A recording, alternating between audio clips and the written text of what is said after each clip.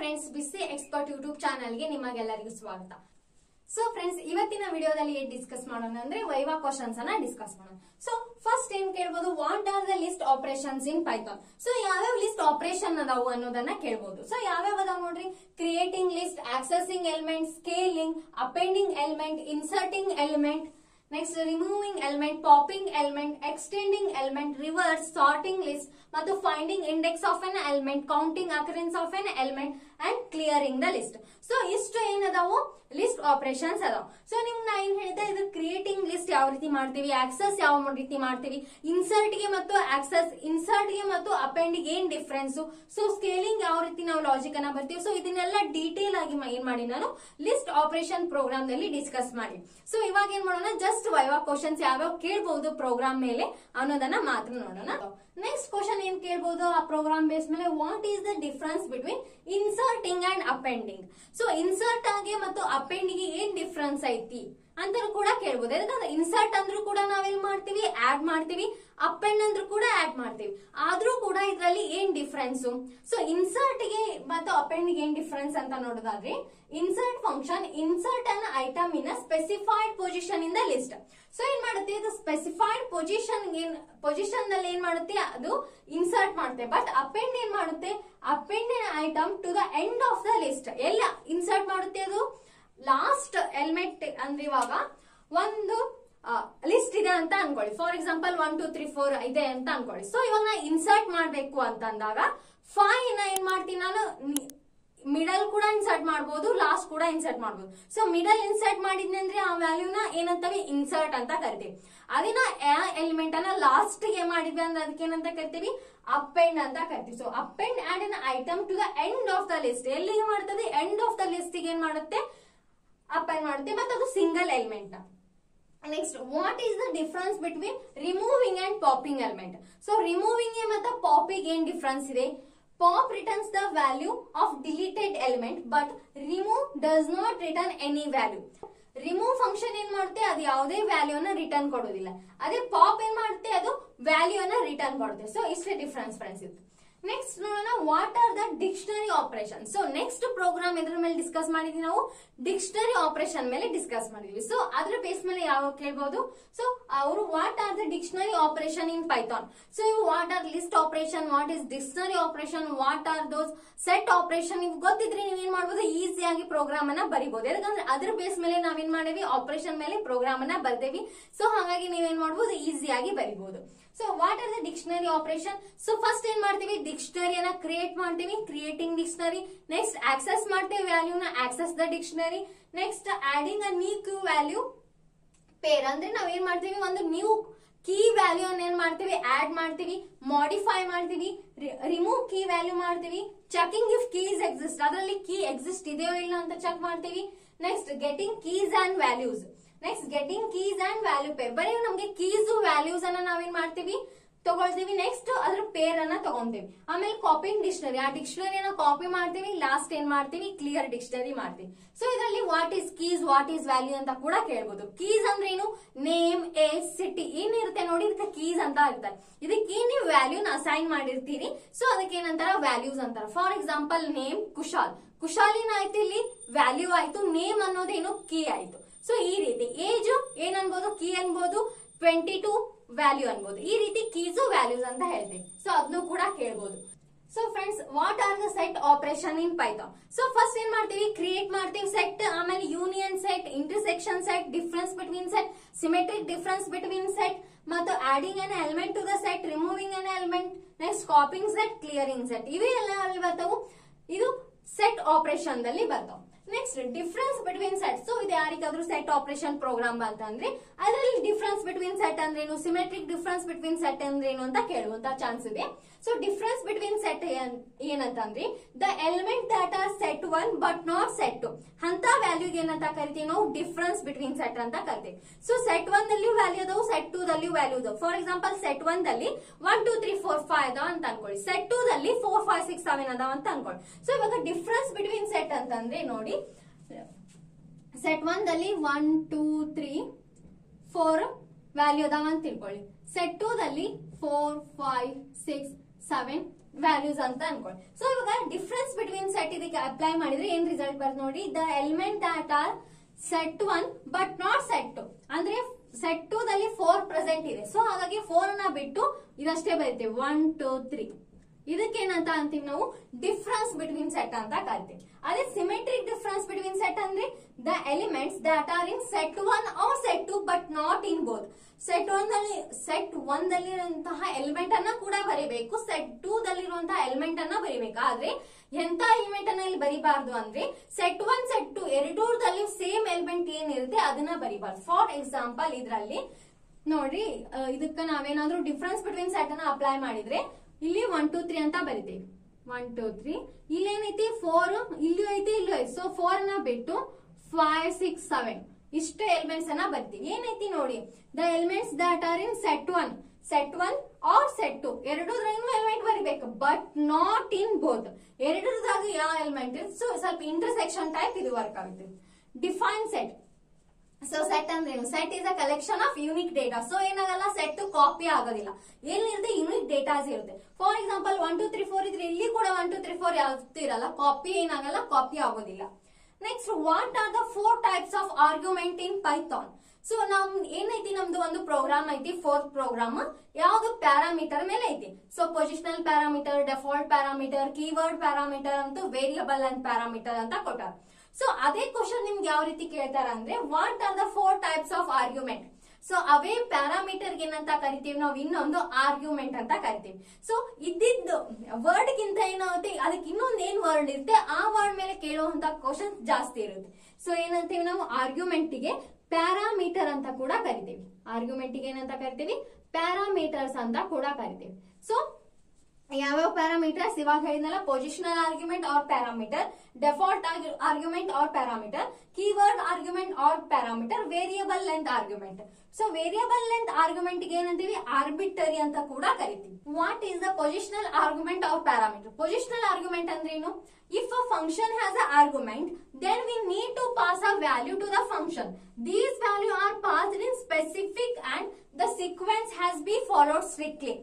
ಅದಕ್ಕೇನಂತೀವಿ ನಾವು, positional argument ಅಂತ ಕರಿತೀವಿ. ಸೊ ಏನ್ ಮಾಡ್ಬೇಕು, ಪೊಸಿಷನಲ್ ಆರ್ಗ್ಯುಮೆಂಟ್ ದಲ್ಲಿ ಪೊಸಿಷನ್ ತಕ್ಕಂಗೆ ನಾವೇನ್ ಮಾಡ್ಬೇಕು, ವ್ಯಾಲ್ಯೂನ ಪಾಸ್ ಮಾಡ್ಬೇಕಾಗುತ್ತೆ. ಇನ್ನೊಂದು, ನಾವು ಅಲ್ಲಿ ರೂಲ್ ಅನ್ನ ಸ್ಟ್ರಿಕ್ಟ್ ಆಗಿ ಫಾಲೋ ಮಾಡ್ಲೇಬೇಕು.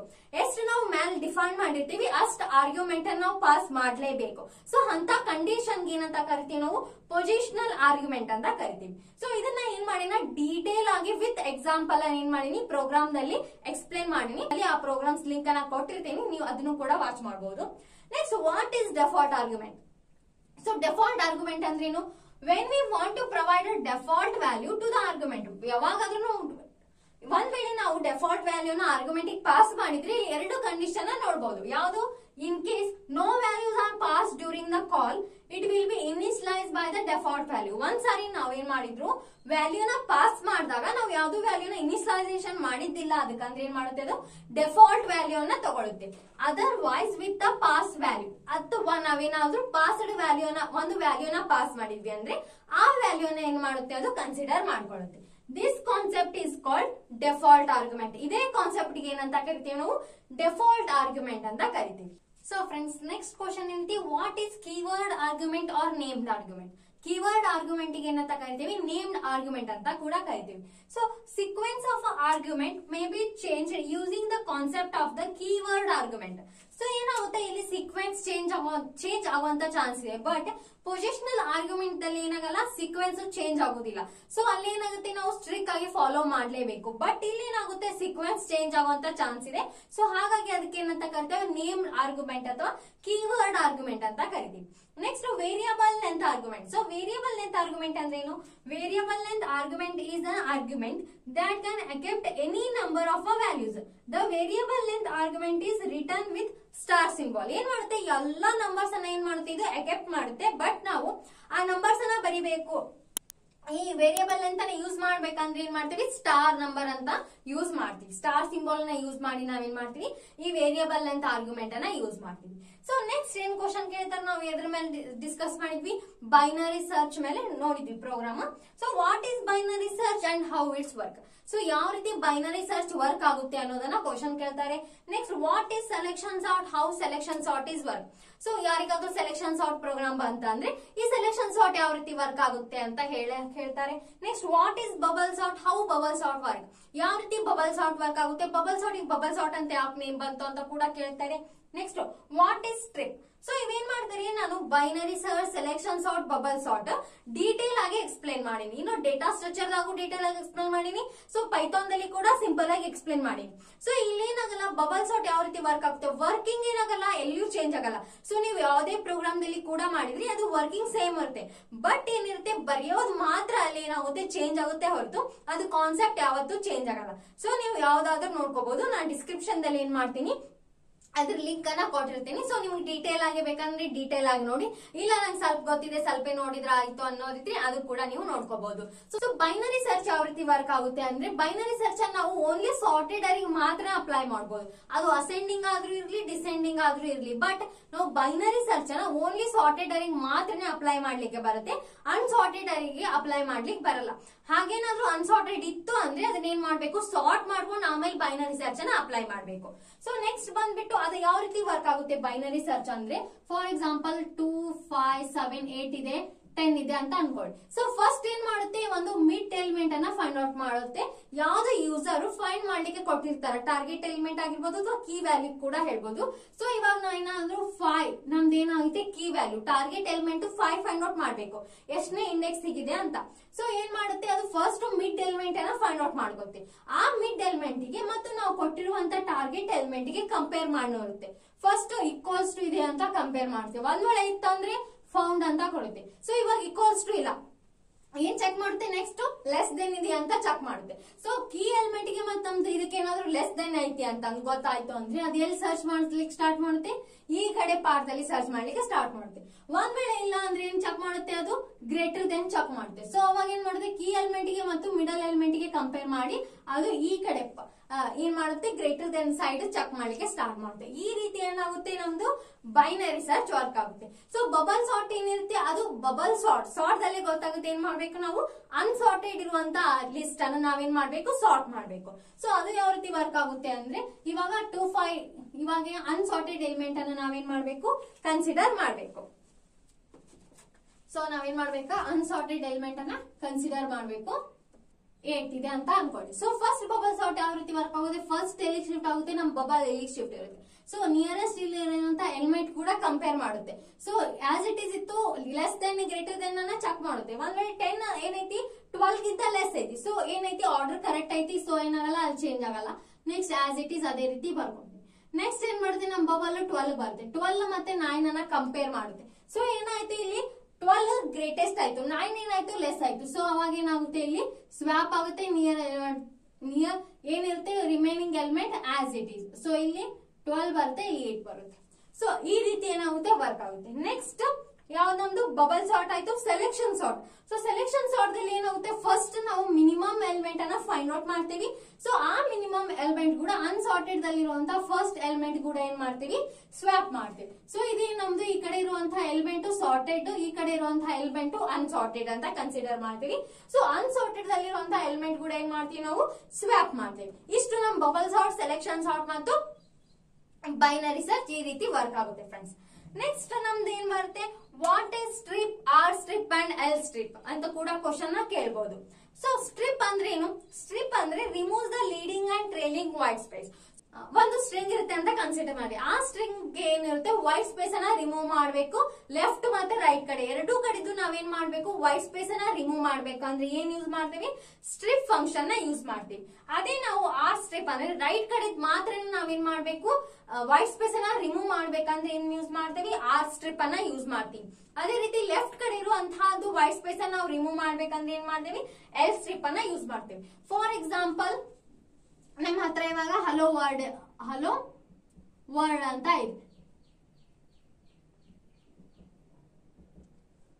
ಈ ರೀತಿ ಇದೆ. ಸೊ ಇವಾಗ ನಾ ಏನ್ ಮಾಡ್ಬೇಕು, ಎರಡೂ ಕಡೆ ಇರುವಂತಹ ವೈಟ್ ಸ್ಪೇಸ್ ಅನ್ನ ರಿಮೂವ್ ಮಾಡ್ಬೇಕಂದ್ರೆ ಏನ್ ಯೂಸ್ ಮಾಡ್ತೀನಿ, ಸ್ಟ್ರಿಪ್ ಅನ್ನ ಯೂಸ್ ಮಾಡ್ತೀನಿ. ಅದೇ ನಂಗೆ ರೈಟ್ ಕಡೆ ಅಷ್ಟೇ ಬೇಕು ಅಂದ್ರೆ ಏನ್ ಮಾಡ್ತೀನಿ, ಆರ್ ಸ್ಟ್ರಿಪ್ ಅನ್ನ ಯೂಸ್ ಮಾಡ್ತೀನಿ. ಲೆಫ್ಟ್ ಕಡೆ ಹೋಗ್ಬೇಕಂದ್ರೆ ಏನ್ ಮಾಡ್ತೀನಿ, ಎಲ್ ಸ್ಟ್ರಿಪ್ ಅನ್ನ ಯೂಸ್ ಮಾಡ್ತೀನಿ. ಸೊ ನೆಕ್ಸ್ಟ್ ಕ್ವಶನ್ ಏನ್ ಕೇಳಬಹುದು, what is spelling draw. So palindrome ಮೇಲೆ ಕೂಡ ನಾವು ಒಂದ್ ಏನ್ ಮಾಡಿದ್ವಿ, ಪ್ರೋಗ್ರಾಮ್ ಅನ್ನ ಡಿಸ್ಕಸ್ ಮಾಡಿದ್ವಿ. ಸೊ ಅಲ್ಲಿ ಏನ್ ಕೇಳ್ಬೋದು, what is palindrome, give one example ಅಂತ ಕೂಡ ಕೇಳ್ಬೋದು. ಸೊ ಪ್ಯಾಲಿಂಡ್ರೋಮ್ ಅಂದ್ರೆ ನೀವು ಫಾರ್ವರ್ಡ್ ಆದ್ರೂ ಓದ್ರಿ, ಬ್ಯಾಕ್ವರ್ಡ್ ಆದ್ರೂ ಓದ್ರಿ, ಅದ್ರ ಮೀನಿಂಗ್ ಏನಿರುತ್ತೆ ಸೇಮ್ ಇರುತ್ತೆ. ಅಂತ ವರ್ಡ್ಸ್ ಗೆ ಅಥವಾ ಅಂತ ನಂಬರ್ ಗೆ ಏನಂತ ಕರಿತೀವಿ ನಾವು, ಪ್ಯಾಲಿಂಡ್ರೋಮ್ ಅಂತ ಕರಿತೀವಿ. ಫಾರ್ ಎಕ್ಸಾಂಪಲ್ 1 to 1 ಆಗಿರ್ಬೋದು. ಫಾರ್ ಎಕ್ಸಾಂಪಲ್ ಪ್ಯಾಲಿಂಡ್ರೋಮ್ ಗೆ 1 to 1 ನಂಬರ್ ನ ಕನ್ಸಿಡರ್ ಮಾಡಿದ್ರೆ 1 to 1 ಈ ಕಡೆ ಅಂತ ಓದಿದ್ರು ಕೂಡ ನಾವು 1 to 1 ಅಂತ ಓದ್ತೀನಿ, ಈ ಕಡೆ ಅಂತ ಕೂಡ ಓದಿದ್ರು 1 to 1 ಅಂತ ಓದ್ತೀನಿ. ಫಾರ್ ಎಕ್ಸಾಂಪಲ್ ಸ್ಟ್ರಿಂಗ್ ಅನ್ನ ಕನ್ಸಿಡರ್ ಮಾಡಿದ್ರೆ ಮಾಮ್, ಸೊ ಈ ಕಡೆ ಅಂತ ಕೂಡ ಏನ್ ಮಾಡಿದ್ವಿ, ಮಾಮ್ ಅಂತ ಓದ್ತೀನಿ, MOM. ಈ ಕಡೆ ಅಂತ ಬಂದ್ ನಿಂತ ಓದಿರು MOM, ಮಾಮ್ ಅಂತ ಓದ್ತೀನಿ. ನೆಕ್ಸ್ಟ್ ನಾವೇನ್ ಮಾಡ್ಬೋದು, ಡ್ಯಾಡ್ ಅಂತ ಕೂಡ ನೋಡ್ಕೋಬಹುದು. ಸೊ ಈ ಕಡೆ ಅಂತ ಏನ್ ಬರುತ್ತೆ, ಡ್ಯಾಡ್ ಅಂತಾನೆ ಬರುತ್ತೆ, ಈ ಕಡೆ ಅಂತೂ ಡ್ಯಾಡ್ ಅಂತಾನೆ ಬರುತ್ತೆ. ಏನಾಗಲ್ಲ, ಇಲ್ಲಿ ಸ್ಪೆಲ್ಲಿಂಗ್ ಏನಾಗಂತಿಲ್ಲ, ಚೇಂಜ್ ಆಗಂತಿಲ್ಲ. ನೆಕ್ಸ್ಟ್ ಮೇಡಮ್ ಅಂತ ಕೂಡ ತಗೋಬಹುದು, MADAM, MADAM ಅಂತಾನೆ ಬರುತ್ತೆ, ಈ ಕಡೆ ಅಂತ ಓದಿದ್ರು ಕೂಡ MADAM ಅಂತ ಬರುತ್ತೆ. ಸೊ ಇಂತ ವರ್ಡ್ಸ್ ಗೆ ಏನಂತ ಕರಿತೀವಿ ನಾವು, ಪ್ಯಾಲಿಂಡ್ರೋಮ್ ಅಂತ ಕರಿತೀವಿ. ಸೊ ಇದನ್ನ ನಾವು ಪ್ಯಾಲಿಂಡ್ರೋಮ್ ಅಂತೀವಿ. How can you determine the validity of the password? So ಒಂದು ಪಾಸ್ವರ್ಡ್ ಪ್ರೋಗ್ರಾಮ್ ಅನ್ನ ಡಿಸ್ಕಸ್ ಮಾಡಿದ್ವಿ. ಅದರಲ್ಲಿ ನಾವು ಏನೇನು ಫಾಲೋ ಮಾಡಿದ್ವಿ, ರೂಲ್ ಇದ್ದು, ಅದರಲ್ಲಿ ಅವ್ರು ಏನ್ ಮಾಡಿದ್ರು, ಆ ರೂಲ್ ಅನ್ನ ಫಾಲೋ ಮಾಡಿದ್ರೆ ಅದು ಮಾತ್ರ ಏನ್ ಮಾಡುತ್ತೆ, ವ್ಯಾಲಿಡ್ ಪಾಸ್ವರ್ಡ್ ಅಂತ ಕೊಡುತ್ತೆ ಅಂತ ನಾವು ಪ್ರೋಗ್ರಾಮ್ ಅನ್ನ ಡಿಸ್ಕಸ್ ಮಾಡಿದ್ವಿ. ಸೊ ಪ್ರೀವಿಯಸ್ ವಿಡಿಯೋದಲ್ಲಿ ನಾವು ಡಿಸ್ಕಸ್ ಮಾಡಿದ್ವಿ. ಸೊ ಅದರಲ್ಲಿ ಏನಿರ್ಬೇಕಂತ ಹೇಳಿದ್ರು ಅವರು, ಒಂದು ಕ್ಯಾಪಿಟಲ್ ಲೆಟರ್ ಇರಬೇಕು, ನ್ಯೂಮರಿಕ್ ವ್ಯಾಲ್ಯೂ ಇರಬೇಕು, ಸ್ಪೆಷಲ್ ಕ್ಯಾರೆಕ್ಟರ್ ನ ಯೂಸ್ ಮಾಡಿರ್ಬೇಕು, 8 ಲೆಟರ್ಸ್ ಗಿಂತ ಜಾಸ್ತಿ ಇರಬೇಕು. ಸೊ ಇವೆಲ್ಲ ನಾವು ಯೂಸ್ ಮಾಡಿದ್ರೆ ಅಷ್ಟೇ ನಮ್ಮ ಪಾಸ್ವರ್ಡ್ ಏನಂತ ತೋರಿಸುತ್ತೆ, ವ್ಯಾಲಿಡೇಟ್ ಪಾಸ್ವರ್ಡ್ ಅಂತ ತೋರಿಸುತ್ತೆ. ಇಲ್ಲ ಅಂದ್ರೆ it is not validate password ಅಂತ ತೋರಿಸುತ್ತೆ. ಸೊ ಅದು ಕೂಡ ಏನ್ ಮಾಡಬಹುದು, ಕ್ಯಾರೆಕ್ಟರಿಸ್ಟಿಕ್ಸ್ ಅನ್ನ ಕೇಳ್ಬೋದು. Next, what is deaf main colon in Python, meaning ಏನಂತ ಕೂಡ ಕೇಳ್ಬೋದು. ಸೊ ಇದನ್ನ ನಾನು ಐ ಥಿಂಕ್ ಸೆಕೆಂಡ್ ವಿಡಿಯೋದಲ್ಲಿ ಅಥವಾ ಥರ್ಡ್ ವಿಡಿಯೋದಲ್ಲಿ ಡೀಟೇಲ್ ಆಗಿ ಡಿಸ್ಕಸ್ ಮಾಡಿನಿ. ಡೆಫ್ ಏನಂದ್ರು, ಮೇನ್ ಅಂದ್ರೇನು, ಬ್ರಾಕೆಟ್ಸ್ ಅನ್ನ ಎದಕ್ ಹಾಕ್ತೀವಿ, ಕೂಲನ್ ಅನ್ನ ಎದಕ್ ಬರ್ತೀವೋ ಡೀಟೇಲ್ ಆಗಿ ಆ ವಿಡಿಯೋದಲ್ಲಿ ಎಕ್ಸ್ಪ್ಲೇನ್ ಮಾಡೀನಿ. ಆ ವಿಡಿಯೋನ ನೀವು ನೋಡಬಹುದು. ಸೊ ಇಷ್ಟು ಪಾರ್ಟಿ ಕಂಪ್ಲೀಟ್ ಆಯ್ತು. ನೆಕ್ಸ್ಟ್ ವಿಡಿಯೋದಲ್ಲಿ ಪಾರ್ಟ್ ಬಿ ದಲ್ಲಿರುವಂತಹ ಪ್ರೋಗ್ರಾಮ್ಸ್ ಅನ್ನ ಡಿಸ್ಕಸ್ ಮಾಡೋಣ. ಅದರ ಜೊತೆಗೆ TBMS ದಲ್ಲಿರುವಂತಹ ಪ್ರೋಗ್ರಾಮ್ಸ್ ಕೂಡ ಡಿಸ್ಕಸ್ ಮಾಡ್ತಾ ಹೋಗೋಣ. ಸೊ ಈ ವಿಡಿಯೋ ಇಷ್ಟ ಆದ್ರೆ ಖಂಡಿತವಾಗಿ ಲೈಕ್ ಮಾಡಿ, ಶೇರ್ ಮಾಡಿ ಮತ್ತು ಸಬ್ಸ್ಕ್ರೈಬ್ ಮಾಡಿ. Thank you for watching.